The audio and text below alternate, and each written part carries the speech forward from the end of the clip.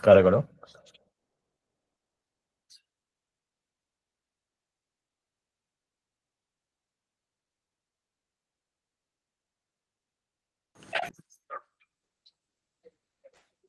ಸುಮತಿಭಿರನುಮೇಜಂ ಶುಭ್ರಕಾಯಂ ಸಖಾಯಂ ಸುಖಮಜಮನಪಾಯಂ ಮುಕ್ತ್ಯುಪಾಯಂ ವಿಮಾಯಂ ದೃಹಜಮಹಮಮೇಜಂ ಧ್ಯೇಯಮಾಮ್ನಾಯಗೇಯಂ ಸದಜಮಸದಜೇಜಂ ಶ್ರೀಸಹಾಜಂ ಭಜೇಯಂ ಅಂಜನಾಸುನು ಸಾನ್ನಿಧ್ಯಾತ್ ವಿಜಯೇನ ವಿರಾಜಿತಂ ಅಜಿತಪ್ರೀತಿಜನಕಂ ಭಜೇಹಂ ವಿಜಯಧ್ವಜಂ ತಪಸ್ವಾಧ್ಯಾಯ ಶುಶ್ರೂಷಾ ಕೃಷ್ಣ ಪೂಜಾರತಂ ಮುನಿಂ ವಿಶ್ವೇಶಮಿಷ್ಟದಂ ವಂದೇ ಪರಿಮ್ರಾಟ್ ಚಕ್ರವರ್ತಿನಂ.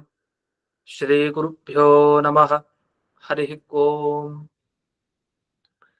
ಜನ್ಮಾದ್ಯಸ್ಯ ಯತೋನ್ವಯಾದಿತರತಶ್ಚಾರ್ಥೇಷ್ವಭಿಘ್ನಸ್ವರಾಟ್ ತೇನೇ ಬ್ರಹ್ಮ ಹೃದಯ ಆದಿಕವಯೇ ಮುಖ್ಯಂತಿ ಯಂ ಸೂರಯಃ. ತೇಜೋ ವಾರಿಮೃತಾಂ ಯಥಾ ವಿನಿಮಯೋ ಯತ್ರ ತ್ರಿಸರ್ಗೋ ಮೃಷಾ ಧಾಮ್ನಾ ಸ್ವೇನ ಸದಾ ನಿರಸ್ತಕುಹಕಂ ಸತ್ಯಂ ಪರಂ ಧೀಮಹಿ. ಓಂ ಸ್ವಸ್ತ್ಯಸ್ತು ಸತಾಂ ಅಶೇಷ ಸನ್ಮಂಗಲಾನಿ ಭವಂತು. ಸಮ್ಯಕ್ ಶ್ಲೋಕೈಕ ಶ್ರವಣ ಪಠನ ಮಾತ್ರೇಣ ವಕ್ತುಶ್ಚ ಶ್ರೋತॄಣಾಂ ನಿಖಿಲ ಕಲಿಕೃತ ಕಲ್ಮಷ ಅಪನೋದನ ಪಟುತರೆ. ಶ್ರೀಮದ್ಭಾಗವತೆ ಮಹಾಪುರಾಣೆ ದ್ವಿತೀಯ ಸ್ಕಂಧೆ ನವಮಾಧ್ಯಾಯೇ ಅದ್ಯ ಕಥಾನುವಾದೆ ಸತಿ ಕಿಂಚಿತ್ ಪೂರ್ವ ಕಥಾನುವಾದಃ. ಇದುವರೆಗೆ ಬ್ರಹ್ಮದೇವರ ಬಳಿ ಪರಮಾತ್ಮ ವರ ಕೇಳು ಅಂತ ಹೇಳಿದಾಗ ಬ್ರಹ್ಮದೇವರು ಕೇಳಿದಿಷ್ಟೇ, ನನಗೆ ಜ್ಞಾನ ಕೊಡು ಅಂತ ಕೇಳಿದ್ರು ಬ್ರಹ್ಮದೇವ್. ನಿನ್ನ ಬಗ್ಗೆ ಹಾಗೆ ಇಡೀ ಪ್ರಪಂಚದ ಬಗ್ಗೆ ಏನೇನ್ ತಿಳ್ಕೊಳ್ಬೇಕು ಅಂದ್ರೆ ಪರತತ್ವ ಅಪರತತ್ವ ಅಂತ ಏನ್ ಕರಿತೀವಿ. ಪರತತ್ವ ಅಂದ್ರೆ ದೇವರ ಬಗ್ಗೆ, ಅಪರತತ್ವ ಅಂದ್ರೆ ಪರಮಾತ್ಮನ ಬಿಟ್ಟು ಬೇರೆದ್ರ ಬಗ್ಗೆ. ಇದನ್ನ ನಾವು ಸುಧಾಪಾಠದಲ್ಲೂ ಕೇಳಿದ್ವಿ. ಪರಸಿದ್ಧಾಂತ ಅಪರಸಿದ್ಧಾಂತ ಅಂತೆಲ್ಲ ಅದೇ ವಿಷಯ ಅಲ್ಲೂ ಬಂತು ವಿಸ್ತಾರವಾಗಿ. ಅಲ್ಲಿ ಅದಕ್ಕೆ ವ್ಯಾಖ್ಯಾನವಾಗಿ ಅನೇಕ ವಿಷಯಗಳನ್ನು ತಿಳ್ಕೊಂಡ್ವಿ. ಇದು ಭಾಗವತದಲ್ಲಿ ಬರೋ ವಿಷಯಗಳೆಲ್ಲ ಅಲ್ಲಿ ಬರ್ತಾ ಇದೆ. ಅನೇಕ ವಿಷಯಗಳು ಪ್ರಕೃತ ಈ ಬ್ರಹ್ಮದೇವರು ತಾವೇನು ಪರತತ್ವದ ಬಗ್ಗೆ ಅಪರತತ್ವದ ಬಗ್ಗೆ ಕೇಳದು. ಆಗ ಪರಮಾತ್ಮ ಉಪದೇಶ ಕೊಟ್ಟ. ಅವನ್ ಏನ್ ಉಪದೇಶ ಕೊಟ್ಟ ಅಂದ್ರೆ ಈ ಚತುಶ್ಲೋಕಿ ಭಾಗವತ ಅಂತ ಏನ್ ಹೇಳ್ತೀವಿ ಅದನ್ನೇ ಉಪದೇಶ ಕೊಟ್ಟ. 4 ಶ್ಲೋಕದಲ್ಲಿ ಸಮಗ್ರ ಭಾಗವತದ ರಹಸ್ಯ ಏನೇನಿದೆ ವಿಷಯ, ಇಡೀ ಭಾಗವತದಲ್ಲಿ ಯಾವುದರ ಬಗ್ಗೆ ಹೇಳೋದು, ನಾವೇನ್ ತಿಳಿಬೇಕು ಅದನ್ನ ಈ 4 ಶ್ಲೋಕಗಳಲ್ಲಿ ಉಪದೇಶ ಕೊಡ್ತಾನೆ. ಅದರ ಮುಂಚೆ ಈ ವಾಮನ ಪುರಾಣದ ಮಾತಿನಲ್ಲಿ ಬಂತು ಜ್ಞಾನ ಮತ್ತೆ ವಿಜ್ಞಾನ ಎರಡೂ ಬೇಕು ಅಂತ. ಅಲ್ಲಿ ವಿಜ್ಞಾನ ಅಂದ್ರೆ ಏನು, ಜ್ಞಾನ ಅಂದ್ರೆ ಏನು ಅಂತ ವಿವರಣೆನೂ ಆಯ್ತು. ಇದಾಗಿ ನಾವು ಈಗ ಸದ್ಯ 31ನೇ ಶ್ಲೋಕವನ್ನ ಈಗ ನೋಡೋಣ. 31ನೇ ಶ್ಲೋಕ. ಯಾವಾನಹಂ ಯಥಾ ಭಾವೋ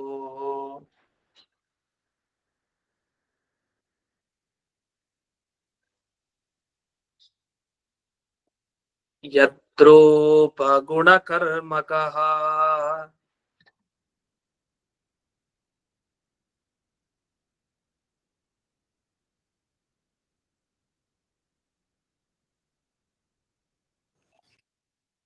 ತಥೈವ ತಸ್ಯ ವಿಜ್ಞಾನಂ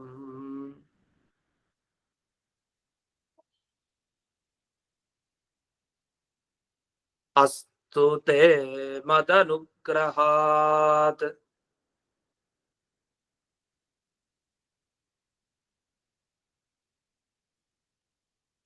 ಈ ಶ್ಲೋಕದಲ್ಲಿ ತಸ್ಯ ವಿಜ್ಞಾನಮಸ್ತು ಅಂತ ಕೆಳಗಡೆ ಪಾಠ ಇದೆ. ಅಂದ್ರೆ 2ನೇ ಲೈನಲ್ಲಿ ತಥೈವ ತಸ್ಯ ವಿಜ್ಞಾನಂ ಅಂತ ಒಂದು ಪಾಠ, ಅದು ನಾನೀಗ ಹೇಳ್ಕೊಟ್ಟೆ. ಮತ್ತೊಂದು ತಥೈವ ತತ್ವ ವಿಜ್ಞಾನಂ ಅಂತ, ತತ್ವ ವಿಜ್ಞಾನಂ ಅಂತ ಶಬ್ದ ಇದೆ.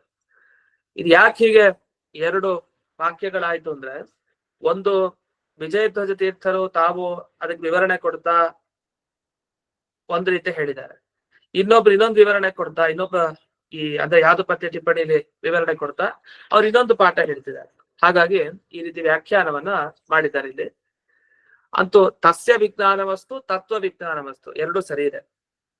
ಇದರ್ಥ ಇಷ್ಟು. ಮೊದಲಿಗೆ ಪರಮಾತ್ಮ ಉಪದೇಶ ಕೊಡೋ ಮುಂಚೆ, ಇದು ಮುಂದಿನ ಶ್ಲೋಕದಿಂದ ಆ ಭಾಗವತ 4 ಶ್ಲೋಕ ಏನಿದೆ ಅದು ಬರುತ್ತೆ. ಅದ್ರ ಹಿಂದಕ್ಕೆ ಈ ಶ್ಲೋಕದಲ್ಲಿ ಏನ್ ಬರುತ್ತೆ ಅಂತ ನೋಡೋಣ. ಮೊದಲಿಗೆ ಯಾವಾನಹಂ, ದೇವರು ಹೇಳ್ತಾನೆ ಪರಮಾತ್ಮನ ಜ್ಞಾನ ಯಾವುದನ್ನ ಪಡೆದ್ರೆ ನಾವು ಮೋಕ್ಷಕ್ಕೆ ಹೋಗ್ಬಹುದೋ ಅಂಥದ್ ಬೇಕು. ಹಾಗಾದ್ರೆ ಅಂಥ ವಿಜ್ಞಾನ ಯಾವುದು ಅಂದ್ರೆ ಅದಕ್ಕೆ ತಿಳಿಸ್ಲಿಕ್ಕೆ ಪರಮಾತ್ಮ ಹೊರಟ.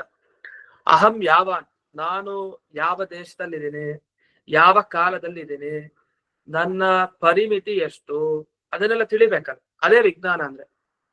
ದೇವರ ಜ್ಞಾನವನ್ನು ವಿಶೇಷವಾಗಿ ಪಡೆಯೋದು ಅಂದ್ರೆ ಏನರ್ಥ, ಅದು ಯಾರ್ಯಾರಿಗೆ ಎಷ್ಟೆಷ್ಟು ಯೋಗ್ಯತೆ ಇದೆಯೋ ಅಷ್ಟಷ್ಟಕ್ಕೆ ಅನುಗುಣವಾಗಿ ದೇವರ ಬಗ್ಗೆ ತಿಳಿಲಿಕ್ಕಾಗತ್ತೆ. ಅದರಲ್ಲೂ ಬ್ರಹ್ಮದೇವರ ಯೋಗ್ಯತೆಗೆ ಎಷ್ಟು ತಿಳ್ಕೊಳ್ಬಹುದು, ಅಷ್ಟು ರಾಶಿ ರಾಶಿ ತಿಳ್ಕೊಡ್ತಾರ. ಅದರಲ್ಲಿ ಪರಮಾತ್ಮನ ಬಗ್ಗೆ ನಾವೇನ್ ತಿಳಿಬೇಕು, ಅವನು ಯಾವ ದೇಶದಲ್ಲಿದ್ದಾನೆ, ಯಾವ ಕಾಲದಲ್ಲಿದ್ದಾನೆ, ಅವನ ಪರಿಮಿತಿ ಏನು, ಇದ್ರ ಬಗ್ಗೆ ತಿಳಿಬೇಕಂತೆ ಒಂದು. ಮತ್ತೊಂದು ಅವನ ಅಸ್ತಿತ್ವ. ನಾವು ಇದೀವಿ ಅವನು ಇದೀವಿ, ವ್ಯತ್ಯಾಸ ಏನಿದೆ ಅಂದ್ರೆ ನಾವಿದೀವಿ ಆದ್ರೆ ಇನ್ನೊಬ್ಬರ ಅಧೀನದಲ್ಲೇ ಕಾಲ ಕಳಿಬೇಕು, ಇನ್ನೊಬ್ಬರ ಅಧೀನವಾಗೇ ನಮ್ಮ ಅಸ್ತಿತ್ವ ಇರೋದು. ನಾವು ಸ್ವತಂತ್ರ ಅಲ್ಲ, ಇನ್ನೊಬ್ಬರ ಮಾತನ್ನ ಕೇಳ್ಬೇಕು, ಹೇಳ್ದಾಗೆ ನಡಿಬೇಕು. ಆದ್ರೆ ದೇವರ ಅಸ್ತಿತ್ವ ಹೀಗಲ್ಲ. ಅವನ ಅಸ್ತಿತ್ವ ಹೇಗೆ ಅಂದ್ರೆ ಬೇರೆಯವರಿಂದಾಗ ಅವನಿಲ್ಲ, ಅವನಿಂದಾಗ ಬೇರೆಯವರೆಲ್ಲ ಇದೆ. ಈ ವಿಷಯವನ್ನ ತಿಳ್ಕೊಳ್ಬೇಕಾಗಿದೆ. ಅದನ್ನ ಯಥಾಭಾವ, ಭಗವಂತ ಹೇಗಿದಾನೋ ಆ ವಿಷಯ. ಇನ್ನು ಅವನ ರೂಪ ಅದು ನಮ್ಮ ತರ ಅಲ್ಲ. ನಾವು ಜಗತ್ನಲ್ಲಿ ಅಂಥ ರೂಪವನ್ನು ನೋಡ್ಲಿಕ್ಕೆ ಸಾಧ್ಯ ಇಲ್ಲ. ಎಲ್ಲಾ ಕಡೆ ಹುಡ್ಕೊಂಡು ಹೋದ್ರು ಆ ಸಚ್ಚಿದಾನಂದಮಯ ರೂಪ, ಅಷ್ಟು ಆನಂದ ಭರಿತವಾದ ವಸ್ತು ಜಗತ್ನಲ್ಲಿ ಸಿಗ್ಲಿಕ್ಕೆ ಸಾಧ್ಯ ಇಲ್ಲ. ಏನೋ ಒಂದು ದುಃಖ ಇದ್ದೇ ಇರುತ್ತೆ, ಸಮಸ್ಯೆ ಇದ್ದೇ ಇರುತ್ತೆ. ಹಾಗಾಗಿ ಅಂಥ ಪೂರ್ಣ ಸುಖಮಯವಾದ ಒಂದು ವಸ್ತುವನ್ನ ಜಗತ್ತಿನಲ್ಲಿ ನೋಡ್ಲಿಕ್ಕೆ ಆಗಲ್ಲ. ಅದೊಂದು ವಿಲಕ್ಷಣ. ಅಂಥ ವಿಲಕ್ಷಣ ಆ ಭಗವಂತನ ರೂಪವನ್ನ ತಿಳ್ಕೊಳ್ಬೇಕು. ಇನ್ನು ಕರ್ಮಕ, ಅವನು ವೇದದಲ್ಲಿ ತಿಳಿಸಿದಂತೆ ಅನೇಕ ಅವತಾರ ಕಾರ್ಯವನ್ನ ಮಾಡಿದ. ಆ ಅವತಾರವನ್ನ ಮಾಡಿದಾಗ ಅನೇಕ ಕಾರ್ಯಗಳನ್ನ ಮಾಡಿದ. ಅದೆಲ್ಲ ಕರ್ಮ, ಕೆಲಸ. ಅವ್ನು ಮಾಡಿದ್ ಏನೇನು ಅದನ್ನು ಕೂಡ ತಿಳ್ಕೊಳ್ಬೇಕು. ಯಾಕೆಂದ್ರೆ ಈ ಎಲ್ಲ ಕರ್ಮ ಮಾಡಿದ್ನಲ್ಲ ಅದಕ್ಕೇನು ಪ್ರಯೋಜನನೇ ಇಲ್ಲ. ಯಾರಾದ್ರೂ ಏನಾದ್ರೂ ವಿಷಯವನ್ನು ಮಾಡ್ತಾರೆ ಅಂತ ಆದ್ರೆ, ಎಲ್ಲಾರು ತೊಡಗ್ತಾರೆ ಅಂದ್ರೆ ಏನೋ ಪ್ರಯೋಜನ ಬೇಕು. ಪ್ರಯೋಜನ ಇಲ್ದೇನೆ ಯಾರು ಯಾವ ಕೆಲಸವನ್ನು ಮಾಡಲ್ಲ. ಆದ್ರೆ ದೇವ್ರು ಮಾತ್ರ ಇಷ್ಟೆಲ್ಲ ಸೃಷ್ಟಿ ಮಾಡಿ, ಅಷ್ಟೆಲ್ಲ ಅವತಾರ ಎತ್ತಿ, ಅಷ್ಟು ಕಷ್ಟಪಟ್ಟುವಂತೆ ನಟಿಸಿ ಎಲ್ಲ ಮಾಡಿದ. ಇದೆಲ್ಲ ಇಷ್ಟು ಮಾಡಿದ್ದಕ್ಕೆ ಏನಾದ್ರೂ ಒಂದು ಪ್ರಯೋಜನ ಬೇಕಲ್ಲ ಅಂದ್ರೆ ಯಾವ ಪ್ರಯೋಜನನೂ ಇಲ್ಲ. ಹಾಗಾದ್ರೆ ಅವನ ಸ್ವರೂಪನೇ ಒಂದು ವಿಚಿತ್ರ. ಅವನ್ ಯಾಕೆ ಹೀಗ್ ಮಾಡ್ತಾನೋ ಏನು ಅರ್ಥನೇ ಆಗಲ್ಲ. ಅಂತ ದಿವ್ಯವಾದ ಆ ಭಗವಂತನ ರೂಪ ಏನಿದೆ, ಅವನ ಮಹಿಮೆಗಳೇನಿದೆ, ಅವನ ಶಕ್ತಿ ಏನಿದೆ, ಇದ್ರ ಬಗ್ಗೆ ಎಲ್ಲ ತಿಳ್ಕೊಳ್ಬೇಕಲ್ಲ. ಇದ್ರ ಬಗ್ಗೆ ಎಲ್ಲ ತಿಳ್ಕೊಂಡ್ರೆ ಅವನಿಗೆ ವಿಜ್ಞಾನ ಬಂದಿದೆ, ವಿಜ್ಞಾನ ಇದೆ ಅಂತ ಅರ್ಥ. ಅಂದ್ರೆ ವಿಜ್ಞಾನವನ್ನ ಪಡೆದ ಅಂತ ಅರ್ಥ. ಅವನನ್ನು ವಿಜ್ಞಾನಿ ಅಂತ ಕರಿಬೇಕು. ಇಂಥ ಜ್ಞಾನ ಇತ್ತು ಅವನಿಗೆ. ಹಾಗಾದ್ರೆ ಇಂಥ ವಿಶಿಷ್ಟವಾದ ತತ್ವಜ್ಞಾನ ಈಗ ಬ್ರಹ್ಮದೇವರಿಗೆ ಸಿಗ್ಲಿಕ್ಕೆ ಪ್ರಾರಂಭ ಆಯ್ತು. ಭಗವಂತ ಹೇಳ್ತಾ, ನಾನು ನಿನಗೆ ಈ ಎಲ್ಲ ವಿಷಯದ ಬಗ್ಗೆ, ಇದುವರೆಗೆ ಏನೇನು ಈ ಶ್ಲೋಕದಲ್ಲಿ ಬರ್ತಲ್ಲ, ಈ ಎಲ್ಲ ವಿಷಯದ ಬಗ್ಗೆ ನಿನಗೆ ಅನುಗ್ರಹ ಮಾಡ್ತಾ ಇದ್ದೀನಿ. ಮದನುಗ್ರಹಾತ್ ತೇ ಅಸ್ತು ತಥಾ ಅಸ್ತು ಅಂತ ಹೇಳ್ತಾರಲ್ಲ, ಹಾಗೆ ತೇ ಅಸ್ತು ಮದನುಗ್ರಹಾತ್, ನನ್ನ ಅನುಗ್ರಹದಿಂದ ನಿನಗೆ ಇಷ್ಟೆಲ್ಲಾ ವಿಷಯ ನಿನ್ ತಲೆಯಲ್ಲಿ ಬರ್ಲಿ ಅಂತ ಆಶೀರ್ವಾದ ಮಾಡ್ದ ಭಗವಂತ ಬ್ರಹ್ಮದೇವರಿಗೆ. ಹಾಗೆ ಬ್ರಹ್ಮದೇವರಿಗೆ ಒಳ್ಳೆಯ ವಿಜ್ಞಾನ ಬರ್ಲಿ ಅಂತ ಭಗವಂತ ಆಶೀರ್ವಾದ ಮಾಡಿದ ಶ್ಲೋಕ ಇದು. ಅಂತ ಒಳ್ಳೆ ಶ್ಲೋಕ. ಈ ಶ್ಲೋಕವನ್ನು ಬಹಳ ಪಾರಾಯಣ ಮಾಡ್ಬೇಕು ನಾವು ಬಹಳಷ್ಟು ಸಲ. ಅಷ್ಟು ಅನುಗ್ರಹ ಮಾಡುವಂತ ಶ್ಲೋಕ, ವಿಶೇಷವಾಗಿ ಜ್ಞಾನ ಪ್ರಾಪ್ತಿಗೋಸ್ಕರ ಇರುವಂತಹ ಶ್ಲೋಕ ಇದು. ಇದರಲ್ಲಿ ಇದೊಂದು ಮಾತನ್ನ ಹೇಳ್ತಾರೆ, ತಥಾ ಏವ ಅಂತ ಒಂದು ಏವ ಅಂತ ಒಂದು ಶಬ್ದವನ್ನು ಬೆಳೆಸಿದ್ದಾರೆ. ಏವ ಅಂದ್ರೆ ಅದ್ ಹೀಗೇ ಇರುವಂತಹ ರೂಪ, ಅದೇ ರೂಪ. ಅಂದ್ರೆ ಹೇಗೆ, ಯಾವುದೇ ರೀತಿಯ ಒಂದು ಪ್ರಯೋಜನ ಇಲ್ಲದೆ ಇರೋ ರೂಪ, ಹಾಗೆ ತಿಳಿಬೇಕಂತೆ. ದೇವ್ರು ಯಾಕೆ ಇಷ್ಟ ಅವತಾರ ಇರ್ತದ ಅಂದ್ರೆ ಎಲ್ಲ ಜನರಿಗೆ ಗೊತ್ತಾಗ್ಲಿ ದೇವರ ಎಷ್ಟು ದೊಡ್ಡವನು ಅಂತ, ದೇವರನ್ನ ಕೊಂಡಾಡ್ಬೇಕು ಅನ್ನೋ ಕೀರ್ತಿ ಅಪೇಕ್ಷೆಯಿಂದ ದೇವರು ಹೀಗೆಲ್ಲ ಅವತಾರ ಮಾಡ್ಲಿಲ್ಲ. ಅವ್ರಿಗೇನು ಆಗ್ಬೇಕಾಗಿಲ್ಲ ಆ ಕೀರ್ತಿಯನ್ನ ಪಡೆದು ಕೂಡ. ಯಾವಾಗಲೂ ನಿತ್ಯ ಸಿದ್ಧ, ಅದು ಯಾವಾಗಲೂ ಅವನ ಹತ್ರ ಇದ್ದೇ ಇದೆ. ಅದನ್ನ ಪಡೆಯೋದು ಅಂತಿಲ್ಲ ಅವನು ಹೊಸದಾಗಿ, ಅವನ ಹತ್ರ ಇರ್ಲಿಲ್ಲ ಅಂತಿಲ್ಲ. ಇಲ್ಲದೆ ಇದ್ರೆ ಅದನ್ನ ಪಡಿಬೇಕು. ಯಾವಾಗ್ಲೂ ಇರೋದನ್ನ ಏನ್ ಪಡ್ಕೊಳ್ಳೋದು, ಯಾವಾಗಲೂ ಇರೋದು ಅಷ್ಟೇ. ಅದು ಅದನ್ನ ಪಡೆಯೋದು ಅಂತೇನಿಲ್ಲ ದೇವರಿಗೆ. ಅಂತ ವಿಷಯದಲ್ಲಿ ಭಗವಂತನನ್ನ ಹೊಗಳಬೇಕು, ಅವನು ಹೊಗಳಿಸ್ಕೊಳ್ಬೇಕು ಅನ್ನೋ ದೃಷ್ಟಿಯಿಂದ ಇಷ್ಟೆಲ್ಲ ಅವತಾರ ಎತ್ತಿ ಅನುಗ್ರಹ ಮಾಡಿದ್ದು ಅಲ್ಲ. ಅಷ್ಟೇ ಅಲ್ಲ, ಈಗ ಒಬ್ಬೊಬ್ಬರು ಒಂದೊಂದು ಜನ್ಮವನ್ನ ಪಡಿಬೇಕು ಅಂದ್ರೆ ಏನೊಂದು ಕರ್ಮ ಇರುತ್ತೆ, ಪ್ರಾರಬ್ಧ ಕರ್ಮ. ಹಾಗಾಗಿ ಒಬ್ಬೊಬ್ಬರು ಒಂದೊಂದು ಜನ್ಮವನ್ನ ಪಡಿತಾ ಹೋಗ್ತಾರೆ. ಅದು ಇಂತಿಂತೆ ಜನ್ಮ ಅಂತಾನೂ ಇರುತ್ತೆ. ಆದ್ರೆ ದೇವರು ಕೂಡ ಹಾಗೆ ಕರ್ಮವನ್ನ ಮಾಡಿದ್ನ. ಯಾಕೆ ಒಂದ್ಸಲಿ ಮೀನಾಗ್ತಾನೆ, ವರಾಹ ಆಗ್ತಾನೆ, ನರಸಿಂಹನಾಗ್ತಾನೆ? ಯಾಕೆ ಈ ತರ ಅನೇಕ ಕರ್ಮಗಳು? ನಮ್ ತರ ಅವನಿಗೂ ಅನೇಕ ಜನ್ಮಗಳಿದೆಯಾ? ನಾವ್ ಹೇಗೆ ಕರ್ಮ ನಿಮಿತ್ತವಾಗಿ ಎಷ್ಟೆಷ್ಟೋ ಬೇರೆ ಬೇರೆ ತರ ಜನ್ಮ, ಪಶು ಪಕ್ಷಿ ಅದು ಇದು ನಾನಾ ತರ ಜನ್ಮವನ್ನು ಪಡಿತೀವ, ದೇವರು ಕೂಡ ಹಾಗೆ ತಾನೆ. ಅವನು ಅನೇಕ ಜನ್ಮವನ್ನೇ ಪಡಿತಾನೆ. ಅವನು ಒಂದು ಪಶು ಆಗ್ತಾನೆ, ಮತ್ತೆ ಪಕ್ಷಿ ಆಗ್ತಾನೆ, ಬೇಕಾದಷ್ಟು ರೂಪ ಭಗವಂತನು ತೋರಿಸ್ತಾನಲ್ಲ. ಆದ್ರಿಂದ ಅವನ ಆಯಾಯ ಅವತಾರಗಳು ಕೂಡ ಯಾವುದೋ ಒಂದು ಕರ್ಮದಿಂದಾನ ಅಂದ್ರೆ ಯಾವುದೇ ಕರ್ಮದಿಂದಲೂ ಅಲ್ಲ ಅಂತ ತಿಳಿಸ್ಲಿಕ್ಕೆ ತಥೈವ, ಅದ್ ಹಾಗೆ ಏನೂ ಪ್ರಯೋಜನ ಇಲ್ದೇನೆ, ಯಾವ ಕರ್ಮದ ಕಾರಣ, ಯಾವ ಕರ್ಮ ಕಾರಣ ಇಲ್ಲದೇನೆ ಹಾಗೆ ಭಗವಂತ ತಾನು ಬಂದು ಅನುಗ್ರಹವನ್ನ ಎಲ್ರಿಗೂ ಮಾಡ್ತಾನೆ ಅಂತ ಇಷ್ಟನ್ನ ತಿಳಿಬೇಕು ಅಂತ ಇದನ್ನ ತಿಳಿಸ್ಲಿಕ್ಕೆ ಏವ ಅಂತ ಬಳಸಿದ್ದಾರೆ ಅಂತ. ಆಗ್ಲೇ ನಾನು ಇನ್ನೊಂದು ಮಾತನ್ನ ಹೇಳಿದೆ. ಇದರ ಜೊತೆಗೆ ಏನ್ ತಿಳಿಬೇಕಂದ್ರೆ ತತ್ವ ವಿಜ್ಞಾನ ಅಂತ ಒಂದು ಮಾತು. ಈ ತತ್ವ ವಿಜ್ಞಾನ ಅನ್ನೋ ಶಬ್ದಕ್ಕೆ ಅರ್ಥ ಏನು? ತತ್ವ ಅಂದ್ರೆ ಭಗವತ್ ತತ್ವ, ಅದರ ವಿಜ್ಞಾನ ಚೆನ್ನಾಗಿ ತಿಳಿಯೋದು ಅಂದ್ರೆ ಏನರ್ಥ ಅಂದ್ರೆ ಈ ತರ ದೇವರು ಯಾವ ಕಾಲದಲ್ಲಿ, ದೇವರು ಯಾವ ದೇಶದಲ್ಲಿ, ಹಾಗೆ ದೇವರ ಪರಿಮಾಣ ಎಷ್ಟು, ಇದೆಲ್ಲ ಈ ತರದ ವಿಷಯಗಳನ್ನು ತಿಳಿತಾ ಹೋದ್ರೆ ಭಗವತ್ ತತ್ವ, ದೇವರ ತತ್ವ ಅಂತ ಏನ್ ಹೇಳ್ತೀವಲ್ಲ, ಅಥವಾ ದೇವ ಅನ್ನೋ ತತ್ವ ಏನಿದೆಯಲ್ಲ ಅದನ್ನ ನಮಗೆ ತಿಳ್ಕೊಳ್ಲಿಕ್ಕೆ ಸಾಧ್ಯ. ಅದನ್ನ ತತ್ವ ವಿಜ್ಞಾನ ಅಂತ ಶಬ್ದ ಹಾಕಿ ಹೇಳ್ತೀವಿ. ಈಗ ತಸ್ಯ ವಿಜ್ಞಾನ ಅಂದ್ರೆ ಆ ಭಗವಂತನ ವಿಜ್ಞಾನ ಅಂತ. ಹಾಗಾಗಿ ತತ್ವ ವಿಜ್ಞಾನ ಅದಕ್ಕೂ ಅದೇ ಅರ್ಥ. ತಸ್ಯ ವಿಜ್ಞಾನ ಅಂದ್ರೆ ದೇವರ ಬಗ್ಗೆ ತಿಳಿಯೋದು ಅಂತ ಅಷ್ಟೇ ಅರ್ಥ.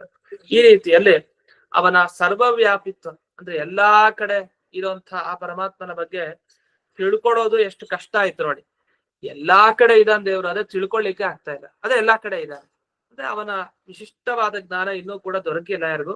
ಅದನ್ನ ದೊರಕಿಸ್ಲಿಕ್ಕೆ ಬ್ರಹ್ಮದೇವರು ತಾವು ನಮ್ಮೆಲ್ಲರಿಗೂ ಅನುಗ್ರಹ ಮಾಡಿದ್ದಾರೆ. ಯಾಕೆ ಅವ್ರು ಕೇಳೋ ಇದ್ರಲ್ಲಿ ನಮಗೆಲ್ಲ ಈ ಚತುಶ್ಲೋಕಿ ಭಾಗವತ ಆ ಅರ್ಥ. ಅದೇ ಬ್ರಹ್ಮದೇವರಿಗೆ ಅರ್ಥ ಆಗಿದ್ದು ತುಂಬಾ, ಈ ಶ್ಲೋಕಗಳನ್ನ ಕೇಳಿದಾಗ ನಮಗ ಅರ್ಥ ಆಗೋ ತುಂಬಾ ಕಡಿಮೆನೆ. ಆದ್ರೆ ಇದೇ ಶ್ಲೋಕ ಇಡೀ ಭಾಗವತದ ರಹಸ್ಯವನ್ನ ಹೇಳುತ್ತೆ ಅಂದ್ರೆ ಹೇಗ್ ಸಾಧ್ಯ ಅಂತ ಅನಿಸ್ಬೋದು. ಅದು ಬ್ರಹ್ಮದೇವರಿಗೆ ಒಂದೊಂದು ಶಬ್ದ ಕೇಳಿದಾಗ್ಲೂ ಅವ್ರಿಗೆ ಅರ್ಥ ಆಗಿದ್ದು ತುಂಬಾ. ಆ ಅರ್ಥ ಅವರ ಯೋಗ್ಯತೆಗಾಯ್ತು. ಆದ್ರೆ ಆಯಾಯ ಜೀವರ ಯೋಗ್ಯತೆ ಎಷ್ಟಿದೆಯೋ ಅಷ್ಟು ಅರ್ಥ ಆಗತ್ತೆ. ಅಂತ ಅಪರೂಪದ ಶ್ಲೋಕಗಳು ಈಗ ಪ್ರಾರಂಭ ಆಗತ್ತೆ. ಅದರಲ್ಲಿ ಮೊದಲನೇ ಶ್ಲೋಕ 32ನೇ ಶ್ಲೋಕ ಆದ್ರೂ ಚತುಶ್ಲೋಕಿ ಭಾಗವತದಲ್ಲಿ ಇದು ಮೊದಲನೇ ಶ್ಲೋಕ ನಮ್ಗೆ. ಅದನ್ನ ಮಾತುರೂರು ವಿಷ್ಣು ತೀರ್ಥರು ಭಾಗವತ ಸಾರೋದ್ಧಾರದಲ್ಲಿ ಹೇಳ್ತಾರೆ. ಈ ಚತುಶ್ಲೋಕಿ ಭಾಗವತದ ಉಲ್ಲೇಖವನ್ನ ಮಾಡ್ಬಿಡ್ತಾರೆ, ಮೊದಲಿಗೆ ಹಾಕ್ತಾರೆ. ಯಾಕಂದ್ರೆ ಇದು 2ನೇ ಸ್ಕಂದದಲ್ಲಿ ಈ ಅಧ್ಯಾಯದಲ್ಲಿ ಬರೋದು ಕೊನೆಗೆ. ಇನ್ನೇನು 2ನೇ ಸ್ಕಂದ ಮುಕ್ತಾಯ ಆಗ್ಬಿಡತ್ತೆ. ಇನ್ನೊಂದು ಅಧ್ಯಾಯ ಇದೆ ಅಷ್ಟೇ. ಆದ್ರೆ ಹಿಂದಿನ ಅಧ್ಯಾಯದಲ್ಲಿ ಬರುವಂತ ಭಾಗ ಇದು. ಇದನ್ನ ಅವರು ಮೊದಲೇ ಹಾಕ್ತಾರೆ ಭಾಗವತ ಸಾರೋದ್ಧಾರ ಗ್ರಂಥದಲ್ಲಿ. ಅಂದ್ರೆ ಒಂದು ಭಾಗವತ ಓದ್ದವರು ಯಾವ್ದನ್ನ ಮುಖ್ಯವಾಗಿ ಹೇಳ್ಬೇಕು ಅದನ್ನ ಚೆನ್ನಾಗಿ ಅದನ್ನ ಅರಗಿಸ್ಕೊಂಡು ಅವ್ರು ಮೊದಲಿಗೆ ಶ್ಲೋಕಗಳೆಲ್ಲ ಹಾಕಿದ್ದಾರೆ. ಮೊದಲೇ ಪ್ರಕರಣಗಳಲ್ಲಿ ಬರುತ್ತೆ. ಅದರಲ್ಲಿ ಈ ಶ್ಲೋಕ 32ನೇದು. ಅಹಮೇವ ಆಸಮಗ್ರೇ ಚ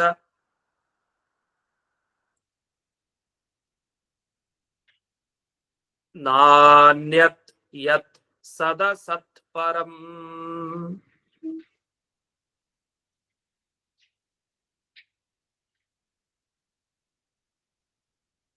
ಪಶ್ಚಾದಹಂ ತ್ವಮೇತಚ್ಚ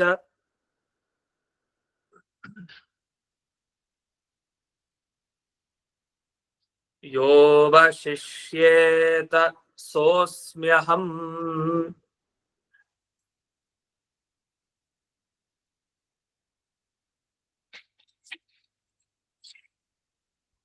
ಇಲ್ಲಿಂದ ಈಗ ಚತುಶ್ಲೋಕಿ ಭಾಗವತದ ಆರಂಭ. ಮೊದಲನೇ ಶ್ಲೋಕ ಹೇಳಿದೆ. ಈ ಶ್ಲೋಕದಲ್ಲಿ ಏನ್ ತಿಳಿಸ್ಲಿಕ್ಕೆ ಹೊರಡ್ತಾರೆ ಈಗ ಅಂದ್ರೆ, ಈಗ ಬ್ರಹ್ಮದೇವರಿಗೆ ಭಗವಂತ ಉಪದೇಶ ಕೊಡ್ಲಿಕ್ಕೆ ಪ್ರಾರಂಭ ಮಾಡಿದಾಗ ಇದು ಯಾವ ವಿಷಯದ ಬಗ್ಗೆ ಇತ್ತು ಅಂದ್ರೆ ನೇರವಾಗಿ ಭಗವತ್ ತತ್ವದ ಬಗ್ಗೆ, ಇಡೀ ಪ್ರಪಂಚದ ಬಗ್ಗೆ, ಬ್ರಹ್ಮದೇವರ ಬಗ್ಗೆ, ಮೂರು ಬಗ್ಗೆ ಇಲ್ಲಿ ತಿಳಿಸಿದ್ದಾರೆ. ಅಲ್ಲಿ ಲಕ್ಷ್ಮೀ ದೇವಿನೂ ಸೇರ್ಕೊಳ್ತಾರೆ. ಮತ್ತು ದೇವರ ಬಗ್ಗೆ, ಜಗತ್ತಿನ ಬಗ್ಗೆ, ಬ್ರಹ್ಮದೇವರ ಬಗ್ಗೆ ಒಂದು ವಿಷಯವನ್ನ ತಿಳಿಸ್ತಾ ಪರಮಾತ್ಮನೇ ತಿಳಿಸ್ತಾ ಏನ್ ಹೇಳ್ದ ಅಂದ್ರೆ ಅಹಮೇವ ಆಸಂ. ಭಾಗವತದ ಸಾರ ಅಂತ ಇದೆ ನೋಡಿ, ತುಂಬಾ ಮುಖ್ಯ. 2ನೇ ಸ್ಕಂದದ ಈ ಭಾಗ ಇಡೀ ಭಾಗವತ ಓದ್ದಾಗ ತಿಳ್ಕೊಳ್ಬೇಕಾಗಿರೋ ಅರ್ಥ ಇದು ಗೊತ್ತಿಲ್ಲ ಅಂದ್ರೆ ವ್ಯರ್ಥ ಆಗ್ಬಿಡುತ್ತೆ ಇಡೀ ಭಾಗವತ ಕೇಳಿಯೂ ಕೂಡ. ಆದ್ರೆ ಇಡೀ ಭಾಗವತ ಕೇಳಿದ್ಮೇಲೆ ಇದು ಮತ್ತೆ ಓದ್ಬೇಕು ನಾವು ಈ 4 ಶ್ಲೋಕನ, ಆಗ ಅರ್ಥ ಆಗೋದು ಇನ್ನು ತುಂಬಾ ಚೆನ್ನಾಗಿ ಅರ್ಥ ಆಗುತ್ತೆ. ಯಾಕಂದ್ರೆ ಆ ರಹಸ್ಯ ನಿಜವಾಗ್ಲು ಹೇಗೆ ಇಷ್ಟು ಭಾಗವತಲ್ಲಿ ಕೇಳಿದ್ಮೇಲೂ ಅನ್ಸಿದ್ದಿದೆ ಅಂತ ಕೊನೆಗೆ ಗೊತ್ತಾಗುತ್ತೆ. ಅದು ತುಂಬಾ ಸಲ ಅಧ್ಯಯನ ಮಾಡ್ಬೇಕು ಭಾಗವತ, ಮತ್ತೆ ಓದ್ಮೇಲೆ ಮತ್ತೆ 2ನೇ ಸ್ಕಂದಕ್ಕೆ ಬಂದು ಈ 4 ಶ್ಲೋಕ ಓದ್ಬೇಕು. ಆಗ ಬ್ರಹ್ಮದೇವರಿಗೆ ಭಗವಂತ ಎಷ್ಟು ಚೆನ್ನಾಗಿ ಭಾಗವತದ ರಹಸ್ಯ ಉಪದೇಶ ಮಾಡಿದ್ದಾನೆ ಅಂತ ಆಗ ನಿಜವಾಗಿ ಅರ್ಥ ಆಗೋದು ಆ ಸಂದರ್ಭದಲ್ಲಿ. ಆದ್ರೂ ಈಗ ಆ ಶ್ಲೋಕದ ಮೇಲ್ನೋಟ ಅರ್ಥ, ಅದರಲ್ಲಿ ಸುಂದರವಾದ ವಿವರಣೆ ಇವ್ರು ಏನ್ ಮಾಡಿದ್ದಾರೆ ಅಂತ ವಿಷಯಗಳನ್ನ ಸ್ವಲ್ಪ ಸ್ವಲ್ಪ ಇಲ್ಲಿ ಹೇಳಿದ್ದಾರೆ.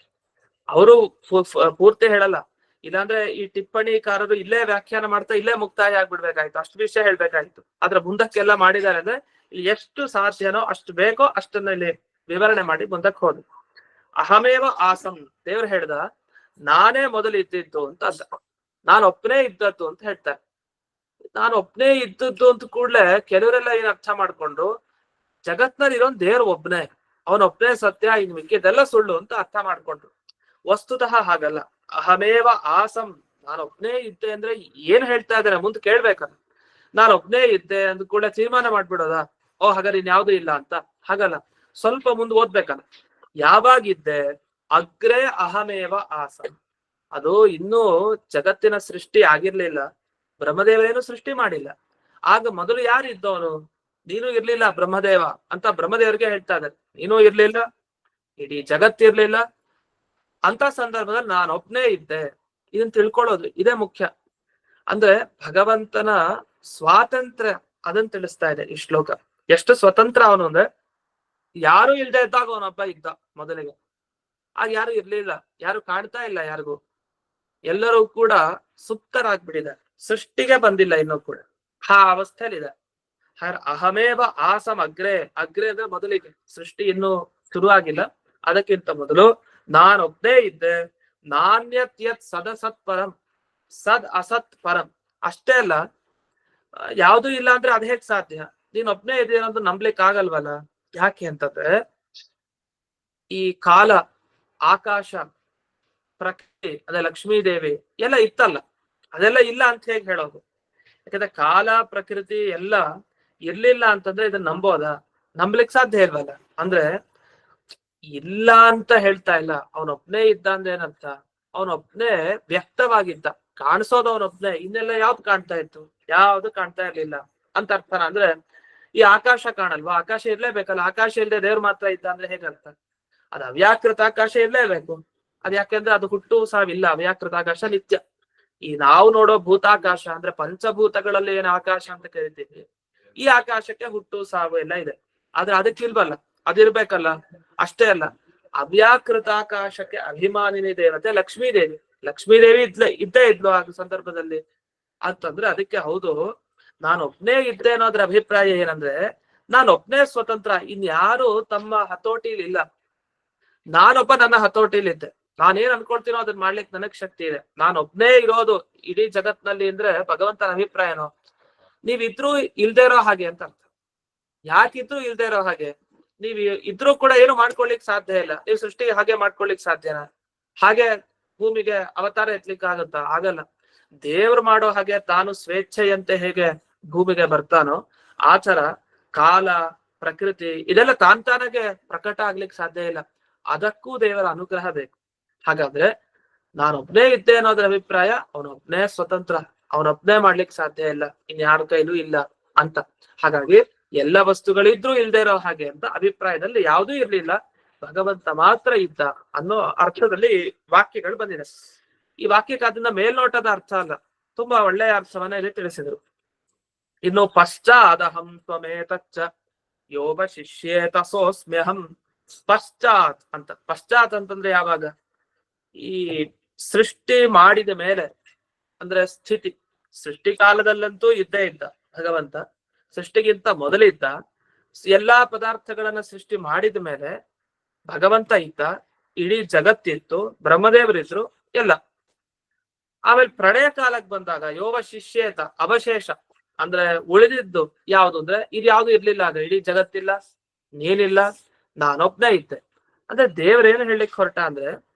ತನ್ನ ಸರ್ವೋತ್ತಮತ್ವ ಹೇಳಲಿಕ್ಕೆ ಹೊರಟಿದ್ದಾನೆ ಈ ಶ್ಲೋಕದಲ್ಲಿ.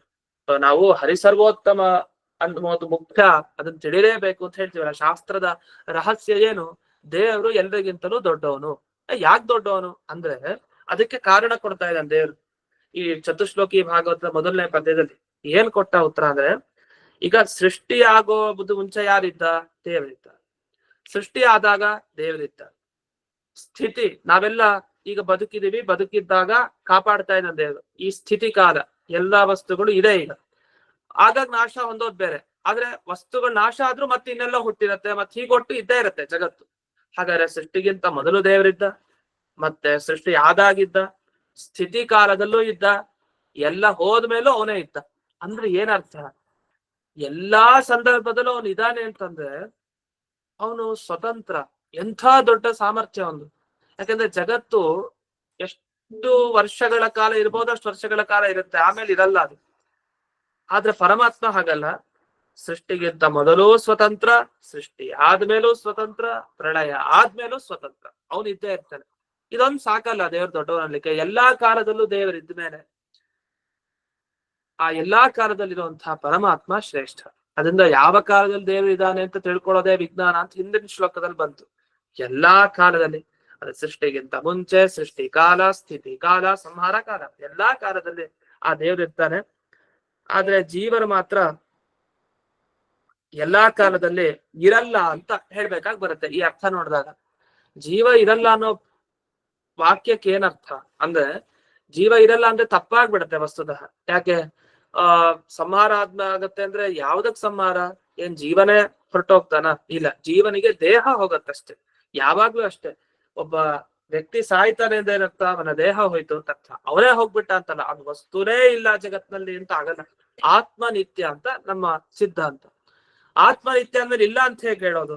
ಅದಕ್ಕೆ ಇದ್ರ ಅರ್ಥ ಏನು ಅಂದ್ರೆ, ಇದ್ರೂ ಇಲ್ದೇ ಇರೋ ಹಾಗೆ ಅಂತ. 5 ಜನದಲ್ಲಿ ಒಬ್ರು ಮಾತ್ರ ಕಣ್ಣಿಗೆ ಬೀಳ್ತಾರೆ ಜಾಸ್ತಿ. ಯಾಕೆ ಬೀಳ್ತಾರೆ? ಇನ್ಯಾರು ಇಲ್ವಾ ಅಲ್ಲಿ? ಇದಾರೆ, ಆದ್ರೆ ಅವ್ರ ತರ ಯಾರು ಇಲ್ಲ ಅಂತ. ಇದ್ರೂ ಇರಲ್ಲ. ಹಾಗೆ ದೇವರನ್ನ ಮಧ್ಯಕ್ಕೆ ನಿಲ್ಲಿಸ್ಕೊಂಡು ಆಚೆ ಈಚೆ ಓಡಾಡ್ತಾ ಇದ್ರೆ ದೇವತೆಗಳೆಲ್ಲ ಎಲ್ಲರೂ ಕೂಡ ದೇವರನ್ನ ನೋಡ್ತಾರೆ ಹೊರತು ದೇವತೆಗಳನ್ನ ಯಾಕೆ ನೋಡ್ತಾರೆ? ಯಾಕೆ? ದೇವರ ಸ್ವರೂಪ ಅಷ್ಟು ಚೆನ್ನಾಗಿದೆ. ಅಂದ್ರೆ ಒಂದು ಉಜ್ವಲವಾದ ವಸ್ತು, ಚೆನ್ನಾಗಿ ಹೊಳಿತಾ ಇರೋ ವಸ್ತು ಬರ್ತಾ ಇದ್ರೆ ಅದ್ರ ಪಕ್ಕಕ್ಕಿರೋದ್ರ ಕಾಂತಿ ಎಲ್ಲ ಕಡಿಮೆ ಆಗ್ಬಿಡುತ್ತೆ. ಅದನ್ನ ಯಾರು ನೋಡ್ಲಿಕ್ಕೆ ಹೋಗಲ್ಲ. ಸೂರ್ಯ ಬೆಳಗದ ಮೇಲೆ ಯಾವ್ದು ಕಾಣಿಸೋದೇ ಇಲ್ಲ. ಯಾಕೆ? ಸೂರ್ಯನ ಪ್ರಕಾಶ ಹಾಗೆ. ಹಾಗೆ ದೇವರು ಬಂದಾಗ ಇದೆಲ್ಲ ವಸ್ತುಗಳು ಕೂಡ ಪಕ್ಕಕ್ಕೆ ಸರಿದು ಹೋಗತ್ತಷ್ಟೇ. ವಸ್ತು ಇಲ್ಲ ಅಂತ ಹೇಳೋಂಗಿಲ್ಲ. ಕಾಣ್ತಾ ಇರೋದು ಇದೊಂದೇ ಅಂತ ಜನ ಹೇಳ್ತಾರೆ. ಯಾಕೆ? ಮಿಕ್ಕಿದ್ದೆಲ್ಲ ಇದರ ಕಾಂತಿ ಮುಂದೆ ಕಡಿಮೆ ಆಗೋಗಿದೆ ಅಂತ. ಈ ನಿಟ್ಟಿನಲ್ಲಿ ಭಗವಂತನ ಆ ಶಕ್ತಿ ಸಾಮರ್ಥ್ಯ ಎಷ್ಟು ಅಂದ್ರೆ, ಜೀವರು ಅನಾದಿ ನಿತ್ಯನೆ. ಯಾವ ಕಾಲದಿಂದ ದೇವರಿದಾನೋ ಆ ಕಾಲದಿಂದ ಜೀವನೂ ಇದಾನೆ, ಇಲ್ಲ ಅಂತಿಲ್ಲ. ಕಾಲ, ಪ್ರಕೃತಿ ಎಲ್ಲನೂ ಇದೆ. ಆದ್ರೆ ಒಬ್ಬನೇ ಇದ್ದ, ಅವನೊಬ್ಬನೇ ಇರೋದು, ಇನ್ಯಾವುದೂ ಇಲ್ಲ ಅನ್ನೋದ್ರ ಅಭಿಪ್ರಾಯ ಏನು ಅಂತಂದ್ರೆ, ಅವನೇ ಯಾವಾಗಲೂ ತನಗೆ ಹೇಗ್ ಬೇಕೋ ಹಾಗೆ ಮಾಡೋ ಅಂತ ಶಕ್ತಿಯನ್ನ ಪಡೆದಿರೋ, ಇನ್ಯಾರು ಅಲ್ಲ ಅನ್ನೋ ವಿಷಯವನ್ನ ತಿಳಿಸಕ್ಕೆ ಹೇಳಿದ್ರು. ಹಾಗಾದ್ರೆ ಭ್ರಮೆ ಇದೆ ಅಂತ ಆಯ್ತು ಜೀವರಿಗೆ. ಅದೇನಾಗೋಯ್ತು? ನಮಗೆ ಭ್ರಮೆ ಅಂತ ಜೀವರಿಗೆಲ್ಲ. ದೇವ್ರು ಹೇಳ್ತಾನೆ ಬ್ರಹ್ಮದೇವರ ಹತ್ರ, ಈ ಜೀವರಿಗೆ ನಿಮಗೆಲ್ಲ ಭ್ರಮೆ. ಅದು ಬ್ರಹ್ಮದೇವರಿಗೇನ್ ಭ್ರಮೆ ಇಲ್ಲ, ಅವ್ರಿಗೆ ತತ್ವಜ್ಞಾನ ಪಡೆದಿದ್ದಾರೆ, ಅವರು ತತ್ವಜ್ಞಾನ ಇದೆ. ಜೀವರಿಗೇನ್ ಭ್ರಮೆ ಅಂದ್ರೆ, ಸೃಷ್ಟಿಗಿಂತ ಮೊದಲು ಬಂದಿರ್ಲಿಲ್ಲ, ಸಂಹಾರ ಆದ್ಮೇಲೆ ಗೊತ್ತಿಲ್ಲ, ಇರೋಲ್ಲ ಇವರು. ಇದು ಸ್ಥಿತಿಕಾಲದಲ್ಲಿ ಮಾತ್ರ ನಾನೇ ಮಾಡಿದ್ದು, ನಾನ್ ಹಾಗೆ, ನಾನ್ ಹೀಗೆ, ನನ್ನಿಂದಲೇ ಆಗಿದ್ದು ಅಂತ ಅನ್ಕೊಳ್ತಾರೆ. ಸ್ವಾತಂತ್ರ್ಯ ಭ್ರಮೆ ಇದೆ ನಮ್ಗೆ. ಯಾಕೆ? ದೇವರ ತರ ಸ್ವಾತಂತ್ರ್ಯ ನಮ್ಗೆ ಇರ್ಲಿಕ್ಕೆ ಸಾಧ್ಯ ಇಲ್ಲ. ಅವನು ಹಿಂದಿನ ಕಾಲದಲ್ಲೂ ಇದ್ದ, ಸೃಷ್ಟಿಗಿಂತ ಮೊದಲು, ಸ್ಥಿತಿ ಕಾಲದಲ್ಲಿ, ಸಂಹಾರ, ಎಲ್ಲಾ ಕಾಲದಲ್ಲೂ ಇರೋನ್ಗೆ ಆ ಅಹಂಕಾರ ಇಲ್ಲ, ಆ ಮಮತೆ ಇಲ್ಲ, ಓ ನಾನೇ ಮಾಡಿದ್ದು ಅಂತಿಲ್ಲ. ಆದ್ರೆ ಈ ಎಲ್ಲಾ ಕಾಲದಲ್ಲಿ ಇಲ್ದೇನೆ ಕೇವಲ ಬ್ರಹ್ಮದೇವರು ಸೃಷ್ಟಿ ಮಾಡಿದ್ಮೇಲೆ ಈ ಜಗತ್ತಿಗೆ ಬಂದ ಜೀವರಿಗೆ ನಾನು ಅನ್ನೋ ಸ್ವಾತಂತ್ರ್ಯ ಬುದ್ಧಿ ಇದೆಯಲ್ಲ, ನಾನೇ ಮಾಡೋದು ಅನ್ನೋದು, ಇದು ಎಂತ ಭ್ರಮೆ ಅಂತ ಹೇಳ್ಬೇಕು. ಇದು ಅವಶ್ಯ ಭ್ರಮೆನೆ. ಯಾಕೆ? ಎಲ್ಲಾ ಕಾಲದಲ್ಲೂ ಇರೋದೇ ಇಲ್ಲ. 3 ಕಾಲದಲ್ಲಿ ಇರೋನೇ ಸ್ವತಂತ್ರ. 3 ಕಾಲದಲ್ಲಿ ಯಾವುದು ಇರಲ್ಲ ವಸ್ತುಗಳು ಭಗವಂತನ ತರಹ. ಆದ್ರಿಂದ ಇದು ಯಾವುದು ಸ್ವತಂತ್ರ ಅಲ್ಲ, ಇದು ಅಸ್ವತಂತ್ರ ಅಂತ ಈ ವಿಷಯಗಳನ್ನ ಈ ಭಾಗವತದ ಬಗ್ಗೆ ಹೇಳಲಿಕ್ಕೆ ಪ್ರಾರಂಭ ಮಾಡಿದೆ. ಇನ್ನೂ ಕೆಲವು ಒಳ್ಳೆಯ ವಿಷಯಗಳಿದೆ ಈ ಶ್ಲೋಕದಲ್ಲಿ. ಅದೆಲ್ಲವನ್ನು ಮತ್ತೆ ನಾಳೆ ದಿವಸ ನೋಡೋಣ ಅಂತ ಹೇಳ್ತಾ ಇಂದಿನ ಪಾಠವನ್ನ ಅಸ್ಮದ್ ಗುರುವಂತರ್ಗತ ವ್ಯಾಸತೀರ್ಥ ಗುರುವಂತರ್ಗತ ಭಾರತೀ ರಮಣ ಮುಖ್ಯ ಪ್ರಾಣಾಂತರ್ಗತ ಶ್ರೀಮನ್ ಮೂಲ ಗೋಪಾಲಕೃಷ್ಣನಿಗೆ ಅರ್ಪಣೆಯನ್ನು ಮಾಡ್ತೇವೆ. ಶ್ರೀ ಕೃಷ್ಣಾರ್ಪಣ. ನಮಸ್ಕಾರ. ನಮಸ್ಕಾರ ಗುರುಗಳಿಗೆ. ನಮಸ್ತೆ ಗುರುಗಳೇ. ನಮಸ್ಕಾರ.